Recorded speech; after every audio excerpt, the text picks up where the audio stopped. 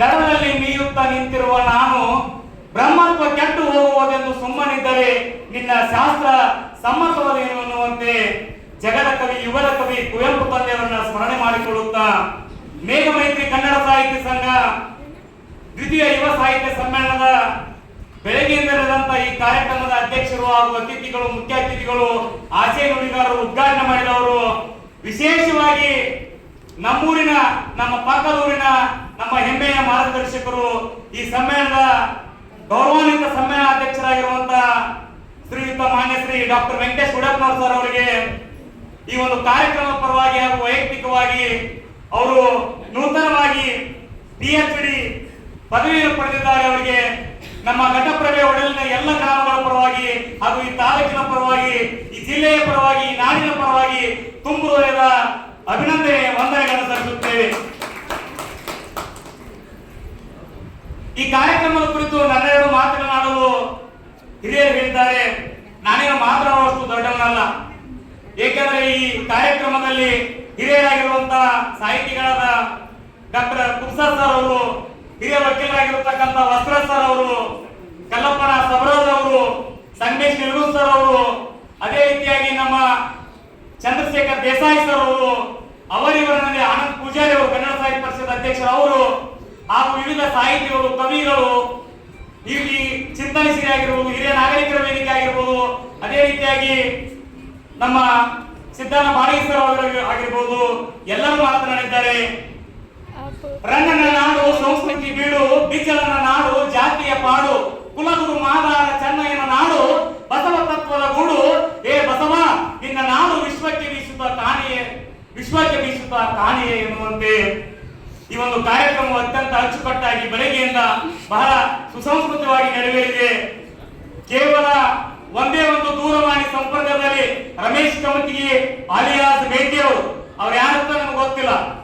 ಕೇವಲ ವೆಂಕಟೇಶ್ ಗುಡಪ್ಪನವರ್ ಸರ್ ಹೇಳಿದ ಶ್ರೀಕಾಂತ್ ಮೇಗಡವರ ನಿಮ್ಮನ್ನು ಸಂಪರ್ಕ ಮಾಡಕ್ಕೆ ಯಾರು, ಅದಕ್ಕೆ ಫೋನ್ ಮಾಡಿ ಇಂತ ಕಾರ್ಯಕ್ರಮ ಬರ್ಬೇಕಂದಾಗ ಗುಡಪ್ಪನವರ್ ಸರ್ ಬೇರೆ ಅಲ್ಲ, ನಾವು ಬೇರೆ ಅಲ್ಲ, ನಮ್ಮೂರು ಅವರು ಕೂಡೇ ಇದ್ದಾಗ ಅವರ ನಮ್ಮ ಗುರುಗಳ ಮಾರ್ಗದರ್ಶಕರು.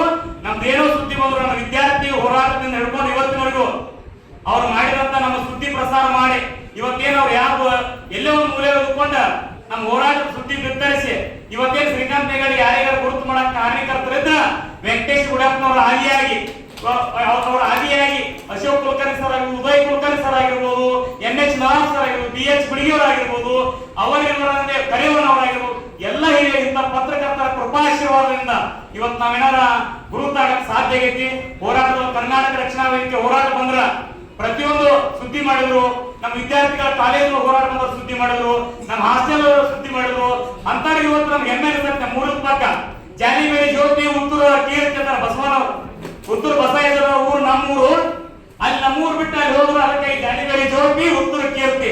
ಹೀಗಾಗಿ ಆ ಉತ್ತರಿನ ಕೀರ್ತಿ ಪತಾಕೆಯನ್ನ ನಮ್ಮ ಘಟಪ್ರಭೆಯ ತೋಟಕ್ಕೆಯಲ್ಲಿರುವಂತ ಜಾಲಿಬೇರಿ, ಉತ್ತೂರು, ಅಂಜನಗಿ, ಚೆನ್ನಾರ, ವಾಟಗೋಡಿ, ಮಿರ್ಸಿ, ಮಲ್ಲಾಪುರ ಕೊನೆ ಹಳ್ಳಿವರೆಗೂ ಇವತ್ತೇನು ಗುಡಪ್ಪನವರ್ ಸರ್ ಓಡಾಡಕ್ಕೆ ಇಡೀ ತಾಲೂಕ, ಇಡೀ ಜಿಲ್ಲೆ, ರಾಜ್ಯ ನಮಗೆ ಬಹಳ ಹೆಮ್ಮೆ ಅನಿಸ್ತತಿ. ಈ ಕಾರ್ಯಕ್ರಮದ ಸನ್ಮಾನ್ಯ ಗೌರವಾನ್ವಿತ ಸಮ್ಮೇಳನಾಧ್ಯಕ್ಷರಾಗಿದ್ದು ನಮಗೆಲ್ಲ ಖುಷಿ ತಂದೈತಿ. ಈ ಕಾರ್ಯಕ್ರಮ ಅತ್ಯಂತ ಅಚ್ಚುಕಟ್ಟಾಗಿ ನೆರವೇರಿಸಿ ಈ ಕಾರ್ಯಕ್ರಮಕ್ಕೆ ತನು ಮನ ಧನದಿಂದ ಎಲ್ಲ ರೀತಿ ಒಳಗ ಈ ಮುಧೋಳ ಕ್ಷೇತ್ರ, ಈ ಬಾಗಲಕೋಟೆ ಜಿಲ್ಲೆ ಎಲ್ಲ ಗೌರವಾನ್ವಿತ ಹಿರಿಯರು, ವಿವಿಧ ಸಂಘಟನೆಯ ಪದಾಧಿಕಾರಿಗಳು, ಎಲ್ಲ ತಾಯಂದಿರು, ಅಕ್ಕ ತಂಗಿಯರು, ಎಲ್ಲ ವಿವಿಧ ಕಲಾವಿದರು, ಸಾಹಿತಿಗಳು, ಕವಿಗಳು ಎಲ್ಲರೂ ಸಲಹೆ ಸಹಕಾರಗಳು ಮಾಡ್ರಿ. ತನು ಮನ ಧನ ಎಲ್ಲ ರೀತಿಯವರು ಸಹಾಯ ಮಾಡ್ರಿ. ತಮಗೆಲ್ಲರಿಗೂ ತುಂಬ ಹೃದಯದ ಕೃತಜ್ಞತೆ ಸಲ್ಲಿಸಿ ಒಂದು ತೆಲುಗಿನ ನಗ್ನ ಮುಡಿ ಎನ್ನುವಂತ ಒಬ್ಬ ತೆಲುಗಿನ ಕವಿಯ ಒಂದು ಕವನವನ್ನು ವಾಚನ ಮಾಡಿ ನನ್ನ ಎರಡು ಮಾತುಗಳನ್ನ ಮುಗಿಸುತ್ತೇನೆ. ತೆಲುಗಿನ ಪ್ರಸಿದ್ಧ ಕವಿ ನಗ್ನ ಮುಡಿ ಎನ್ನುವಂತ ವ್ಯಕ್ತಿ ಒಂದು ಕವನ ಬರೆಯುತ್ತಾರೆ. ಆ ಕವನವನ್ನ ನಾಡಿನ ಪ್ರಖ್ಯಾತ ಪತ್ರಕರ್ತ ರವಿ ಬೆಳಗೇರಿ ಅವರು ಕನ್ನಡಕ್ಕೆ ಅನುವಾದ ಮಾಡುತ್ತಾರೆ. ಕವನದ ಶೀರ್ಷಿಕೆ ಕೆಂಪಾದವು ಹಾಲು. ತಿಂಗಳೆರಡರ ಪುಟ್ಟ ಕೂಸು ನಾನಾಗ, ತಿಂಗಳೆರಡರ ಪುಟ್ಟ ಕೂಸು ನಾನಾಗ, ಹಾಲು ಬೆಳ್ಳಗಿರುತ್ತಂದುಕೊಂಡಿದ್ದೆ, ಹಾಲು ಬೆಳ್ಳಗಿರುತ್ತಂದುಕೊಂಡಿದ್ದೆ. ನನಗೊಬ್ಬಳು ಬಂಗಾರದ ತಾಯಿ, ವಜ್ರಗಳ ಅಕ್ಕ ಇದ್ದರು. ಕತ್ತಲ ರಾತ್ರಿಗಳಲ್ಲಿ ಅಮ್ಮ ದುಡ್ಡು ದುಡಿಯಲು ಹೋದಾಗಲೆಲ್ಲ, ನಾನು ಕನವರಿಸಿ ಅತ್ತಾಗಲೆಲ್ಲ, ನನಗೊಬ್ಬಳು ಬಂಗಾರದ ತಾಯಿ, ವಜ್ರಗಳ ಮಾಡುತ್ತಾ ಇದ್ದರು. ಕತ್ತಲು ರಾತ್ರಿಗಳಲ್ಲಿ ಅಮ್ಮ ದುಡ್ಡು ದುಡಿಯಲು ಹೋದಾಗಲೆಲ್ಲ, ನಾನು ಕನವರಿಸಿ ಹತ್ತಾಗಲೆಲ್ಲ ಅಕ್ಕ ಚುಪ್ ತಟ್ಟಿ ಮಲಗಿಸುತ್ತಿದ್ದಳು. ನನ್ನ ಅಕ್ಕ ಚುಪ್ ತಟ್ಟಿ ಮಲಗಿಸುತ್ತಿದ್ದಳು. ಆಗಸ ಹತ್ತರು ಮೋಡ ಉಗುಳಿದರು. ಆಗಸ ಹತ್ತರು ಮೋಡ ಉಗುಳಿದರು. ಅಮ್ಮ ಹತ್ತಿದ್ದು ನಾನೆಂದು ನೋಡಿರಲಿಲ್ಲ. ಅಕ್ಕ ಬೇಸತ್ತಿದ್ದು ನನಗೆಂದು ಗೊತ್ತಿರಲಿಲ್ಲ. ಅಮ್ಮ ಹತ್ತಿದ್ದು ನಾನೆಂದು ನೋಡಿರಲಿಲ್ಲ. ಅಕ್ಕ ಬೇಸತ್ತಿದ್ದು ನನಗೆಂದು ಗೊತ್ತಿರಲಿಲ್ಲ. ಆ ಕಾಲ ರಾತ್ರಿಯಲ್ಲಿ ಮಾತ್ರ ಅಮ್ಮ ನೋವಿಗೆ ಹತ್ತಳು, ಅಪ್ಪನ ನೆನಪಿಗೆ ಹತ್ತಳು.